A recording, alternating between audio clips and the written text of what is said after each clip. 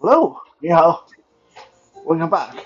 欢迎回来to Wisdom Wednesday with Johnny Tiger.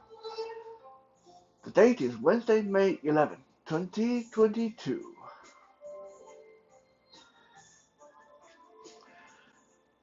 Very often, when I talk to my mom on the phone, uh, my mom, I guess this is her way of doing the motherly thing, her way of showing she cares. At least that's me guessing. That's me making a supposition. But many times my mom would say something like this. She would say, you know, you eat out too often. When you're home and you got nothing to do, when you're not doing anything important, you should try to make some meatballs. It's really easy, okay? It only take like an hour, and you just need ground beef, ground pork, and you need onion, and you need flour, and you need egg, and you need this and that, breadcrumb, cabbage, this and that, and you do this and do that, you mix it all up, and then you can make meatballs, and then you can uh, eat those. You don't have to eat out so often. I try not to get into a debate with her because, like I said, I assume she's doing this because she feels that's what the mother is supposed to do. It's supposed to pass on some ancient wisdom and knowledge, golden nuggets, to teach me how to make meatball and save money. But what I always feel like saying to her is, Mom, hey, hold on. I know how to make friggin' meatballs. I know how it works. I cook way more than you do. I probably know more about meatballs than you do.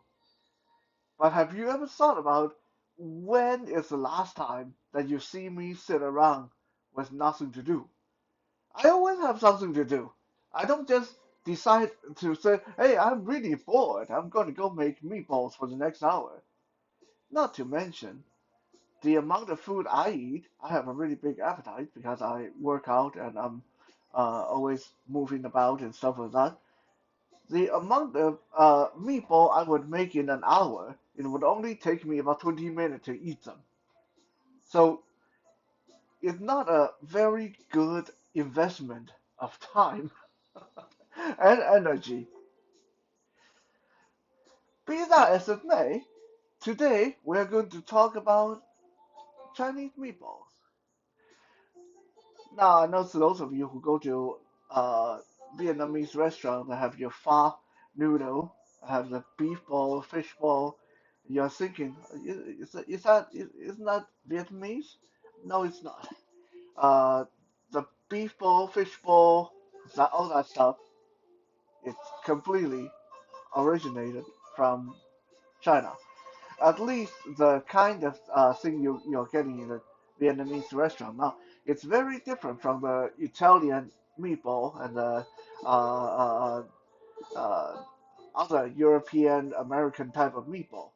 Uh, so I am not going to claim that meatball as a whole came from China, but I will say the kind of meatball you're getting in your pho noodle, the kind of meatball you're getting in Vietnamese restaurant. In fact, I will even tell you a large part of what you get in the Vietnamese restaurant, uh, including their music, including their way of cooking noodle, a lot of that came from China. Vietnamese people, like Japanese people, have taken from Chinese culture, Chinese traditions, a lot more than many other cultures. But anyway, just so we don't end up offending our any of Vietnamese audience, I don't know if any of you are Vietnamese, but I'm not saying this to be offensive. It's just your culture has a big influence that came from Chinese culture. That's just the way our history intertwines. Um, in Mandarin, meatball called 丸子, 丸子. That's like one, number one, O-N-E, and then J-E, 丸子. If it's fishbowl, it's called 鱼丸. Yu means that's Y-O-U. Yu means fish. 鱼丸 means fishbowl. Uh, Beef ball is 牛肉丸. 牛 N-I-U means uh, beef or cattle. 肉 R-O means meat. 丸子 meatball. The time is now 4 p.m. Shrimp ball is 虾丸. Xia, that's X-I-A-O-N-E. 虾丸 is shrimp. Xia means shrimp. Now, when it comes to meatball, there's a lot, like really a lot of famous Chinese meatball, different types, different preparations. I'm not going to be able to stand here and give you all of them, even if I just list the name. But today I'm going to give you guys a little tutorial on how to make one of the most popular Chinese meatballs, a Beijing style fried meatball. If you go to any northern Chinese restaurant or Beijing Chinese restaurant, you will see fried meatball as one of the main meat dishes you can order. And this is really delicious. Now, one thing I will say here is one primary difference between Chinese meatballs, fish ball, shrimp ball, any kind of Chinese meatball, uh, comparing to Italian meatball, Sicilian meatball, American meatball, is that Chinese meatball usually are firm on the outside, but when you bite into it, you have to be really careful. There's usually broth, juice on the inside, and that thing is really, really hot. Sometimes the outside of the meatball may seem like it's cool enough to eat, but you have to be very careful. This is why a lot of time when you get Chinese meatball in restaurants, you'll see that they actually cut it open for you. They cut it into like four sections, so it's kind of open on the top like a flower. They do that so you don't bite into it and get scalded by the hot broth inside. So, Beijing style fried meatball. Just in case if any of you want everyone to try this one at home, I'm not going to be able to give you all the ingredients. You'll have to Google search ingredients for Chinese meatball. But suffice to say, there's cilantro, green onion, meat, either beef or pork, or you can do a blend of both beef and pork. There's soy sauce, there's salt and pepper and vinegar and other kind of Chinese seasoning. And that's quite a large ingredient list. This is why I'm not going to be able to give it here. It's better if you guys just find it on the internet. But uh, when you make this dish, you want to first brown the meat in the hot skillet with oil and garlic and ginger. After the ground meat is browned, you take them out and mix them with the rest of the stuff, your breadcrumb, your soy sauce, your uh, uh, uh, green onion, your seasoning, and all that stuff, and flour and cornstarch. Okay, you mix the mixture after you brown the meat, and then you make them into little meatballs about the size of quail eggs, and then you fry these meatballs in the skillet. But you do not want to fry them all the way through. You want to fry them until they're about 80% cooked, and you take them out of the skillet so they can cool when it's still kind of pink in the center. And then you fill the skillet up with more oil and bring it up to high heat, and then you deep fry the last stage. You deep fry this meatball for the last part of the cooking. So it will be crunchy on the outside, but nice and moist on the inside.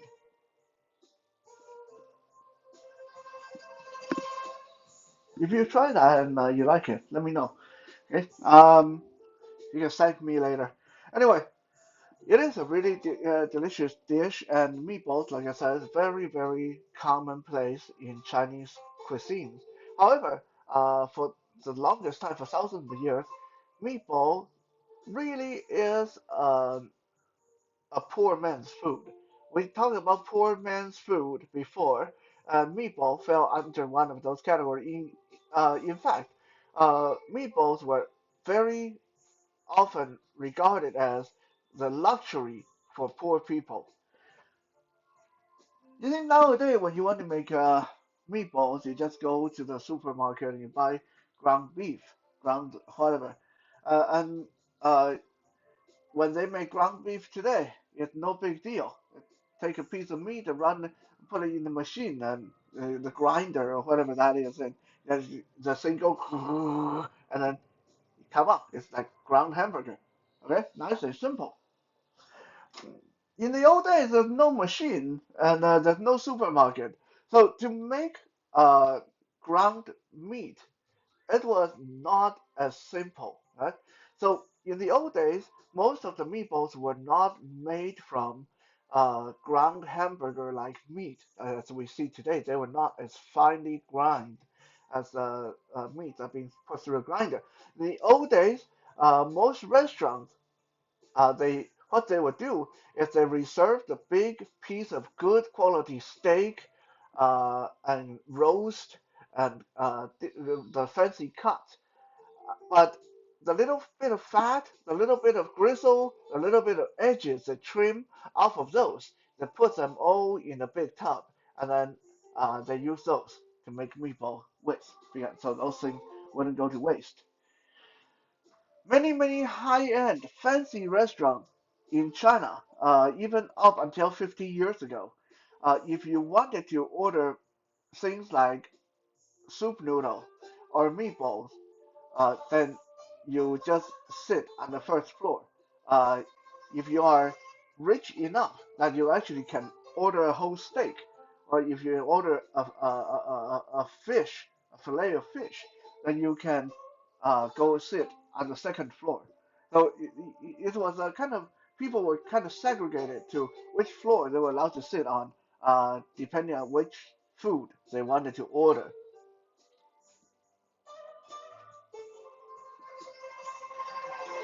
So poor people who couldn't have the money, who didn't have money to buy entire chunk of meat, like a big steak or roast, they have to satisfy themselves with, well, just buying meatballs once in a while.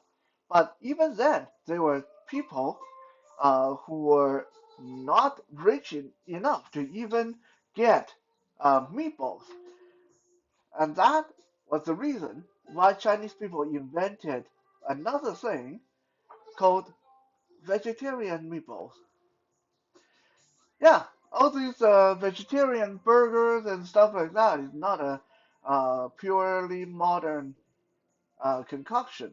The Chinese people have been doing vegetarian meatballs for quite a long time to cater to people who just couldn't afford meat, even if it's low-end meat in regular meatballs. So they have to resort to vegetarian meatballs to at least satisfy their craving. Vegetarian meatballs, just in case you ever want to make them, you make them from shredded carrot, breadcrumb, and smashed tofu. You take a piece of tofu and then you smush it up, and then you mix it in the carrot, the shredded carrot, and then the breadcrumb, and then you add some flour and salt and soy sauce and cornstarch, and then you shape them into meatball, and then you uh, cook it just like you cook your meatballs, like you fry it, like the way I described in the Beijing style fried meatball or whatever other recipe you want to do. And even though it's all vegetarian, it actually tastes quite good. I had it before. It's quite delicious. Um, Now, one thing you want to keep in mind with vegetarian meatballs is if you have leftover, don't microwave it. Okay, I'm telling you from experience. If you microwave that stuff, it get really hard. You won't be able to chew it. It will just go to waste. It's not good if you microwave it. So here's the thing: if you have vegetarian meatballs, Chinese vegetarian meatballs, okay, I'm just going to specify that because I don't know, like if you go to the supermarket and buy vegetarian meatballs, what it's like. Um, Chinese vegetarian meatballs made from tofu and carrot and breadcrumb, like I described.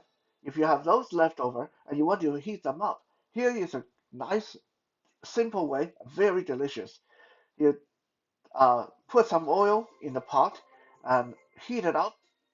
Put in a handful of garlic and ginger and green onion to uh, infuse the oil, and then you put your vegetarian meatball in there and carefully measure in a little bit of salt and then equal portion soy sauce, vinegar, sugar, and let it simmer for a couple of minutes. And this is going to end up with sweet and sour vegetarian meatball. And the meatballs will absorb the sweet and sour sauce. And yeah, it's very delicious served over rice that way. There you go. In one episode of Wisdom Wednesday, you get two uh, pretty new recipes for how to do Chinese meatballs. You can't ask for much more. Like I said, I been cooking a lot. I've been living on my own for a long time. I cook a lot. I know how these things are done. I just don't do them because it takes a lot of work. Okay. Now meatballs is a very interesting thing in that it's one of the essential dishes in Chinese New Year. Okay. Next time you wonder what food you need to eat for Chinese New Year, Chinese meatball is one of those.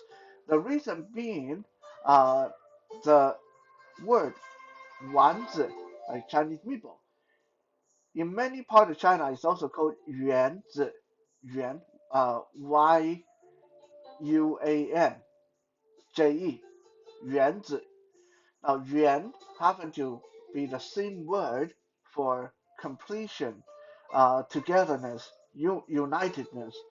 So that is good luck for New Year.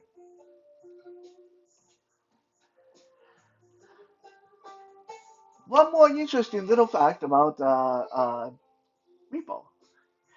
If you ever go to a Chinese wedding or a Chinese funeral or any kind of a setting where they have a reception, where they have a like a meal, like for a banquet or a feast for a lot of guests.